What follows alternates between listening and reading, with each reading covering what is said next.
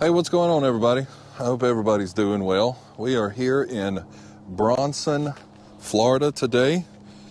We are doing a video on another legend in music, an icon, innovator, all those things, right? We're here to visit the grave of Bo Diddley. We'll talk about his life and celebrate him in a little bit. But first, let me get the ad out of the way and say welcome. If this is your first time here, I hope you enjoy the video. If you do, please consider liking, subscribing, sharing, doing all those things. And if this isn't your first time here, hey, welcome back. I hope you enjoyed the video. We're going to walk around the cemetery, talk about his life a little bit, celebrate his life. We'll go visit the grave, pay our respects, and do all those things. I always forget to do this, so I'm throwing it in before we get started on the grave. Put in your favorite song or whatever whatever it is, right?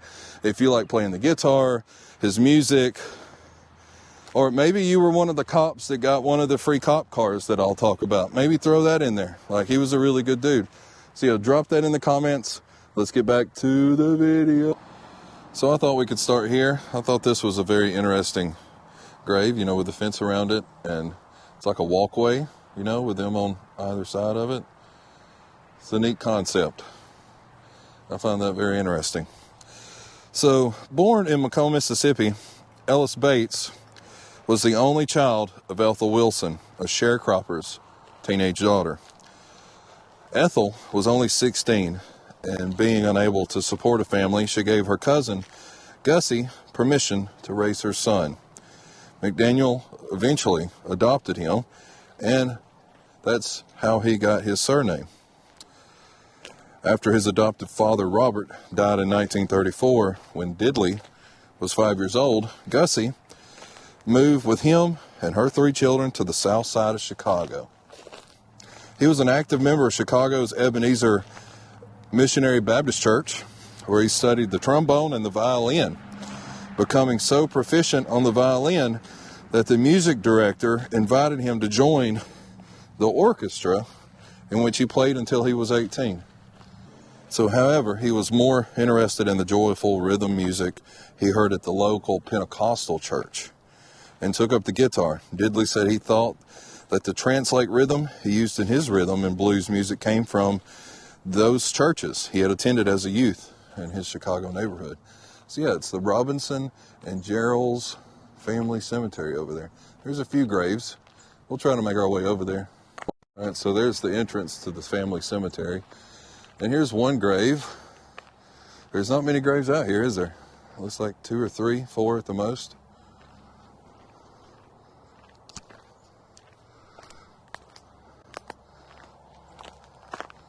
Yeah, right in there. How about that, huh? All right. Let's try to make our way back towards the car and towards Diddley's grave.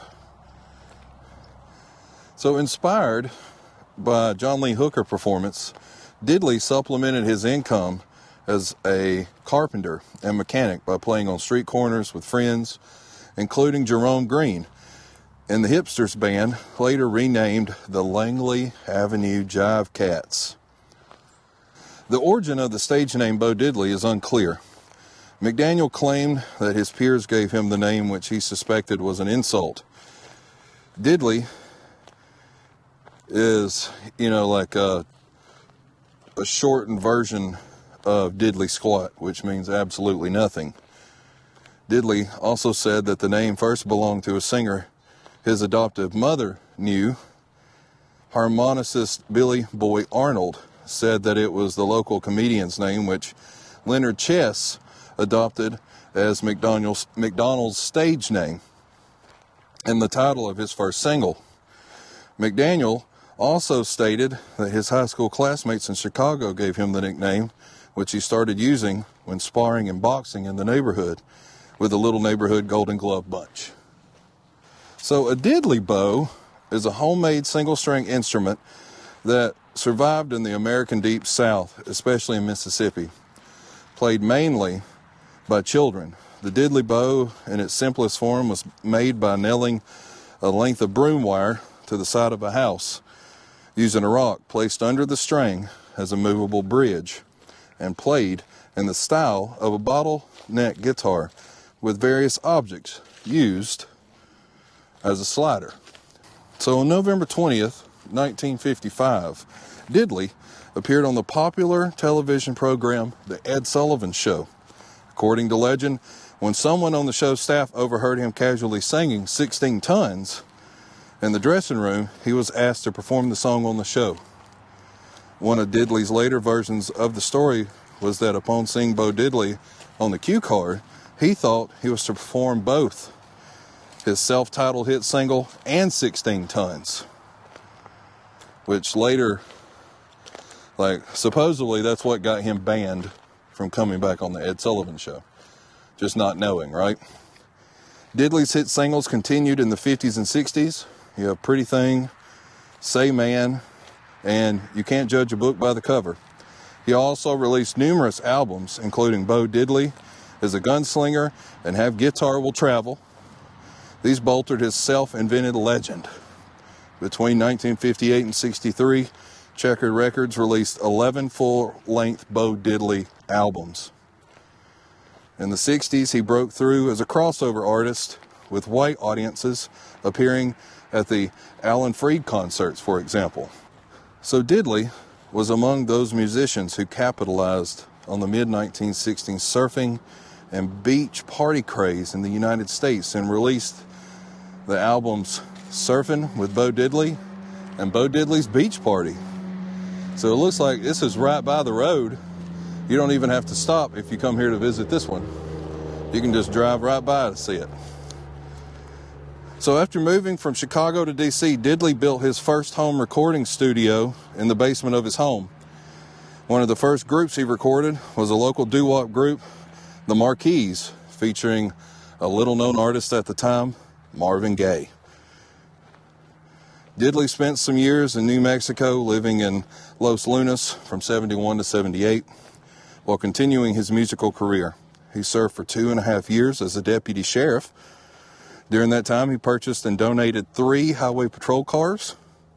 In the late 70s, he left New Mexico and moved to Florida, where he lived on a large estate in a custom-made log cabin, which he helped to build.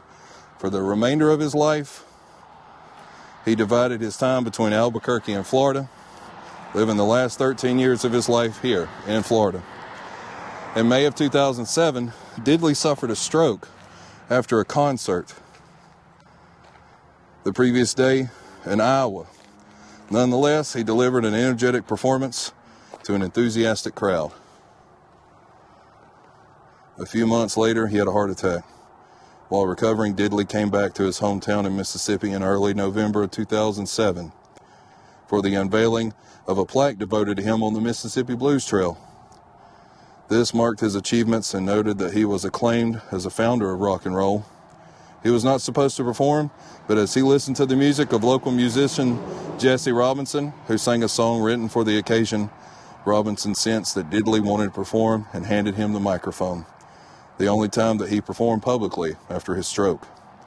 Diddley passed away on June 2nd, 2008 of heart failure here in his hometown of Florida. And somebody's left $1.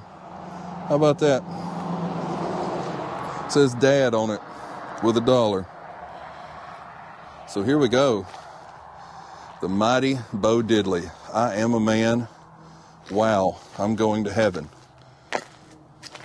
Blessed, loved, missed, born and death date, a man who lived an abundant life and left a fruitful legacy. It says pioneer, icon, pharaoh, originator, legend, landmark, inventor, Hall of Famer, historian, incomparable man. Gussie McDaniel, a man with a heart for people, and there you see him performing. Let's get in on that. There you go. It's hard to see with the glare.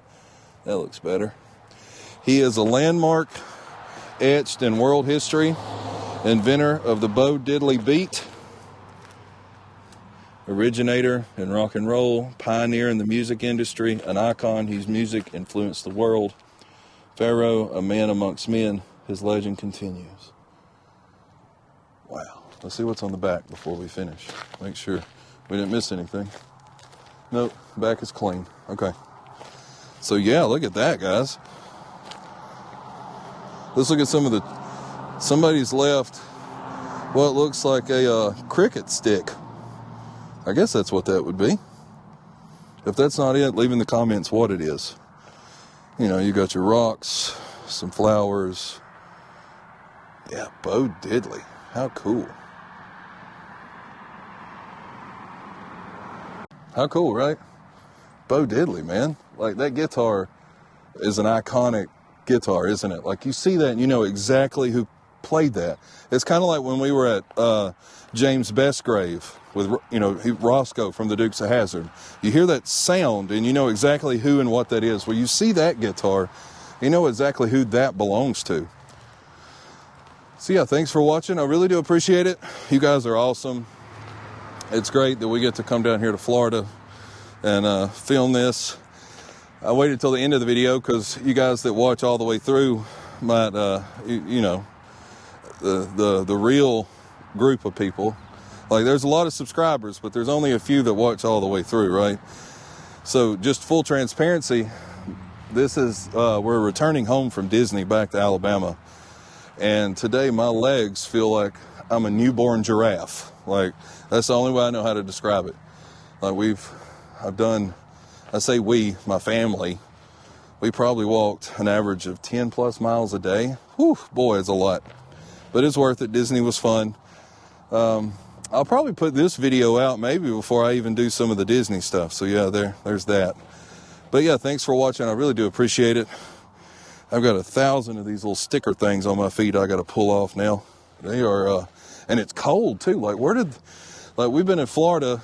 There was a cold front. I know people up north, like right now as I'm talking, it is, what is today? Saturday the 19th of November.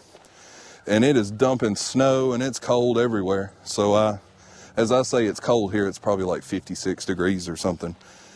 I know it could be worse. I know where some of you guys live, it's a lot worse. So thanks for watching. I really do appreciate it. I don't really get to talk to you guys as much as I used to. Life is just so busy. Like, I was going to do a live stream at Disney and gosh, it's just so busy. I wish I could do more. I'm going to have to start. Maybe that's my New Year's resolution, is to just do more. Like, talk to you guys. Like, I interact. Like, we talk in the comments, but I don't know. We just need to do more. I enjoy talking to you guys. It's fun. It gives me like a family, like a secondary family almost to talk to. I like you guys' input. I love your suggestions, all of that stuff. It means the world. It really does. So I can't thank you guys enough. And I'll tell you what, I'll see you guys on the next one. And you never know what you're going to find on the back roads. Bo Diddley, man. How cool. I'll see you guys next time.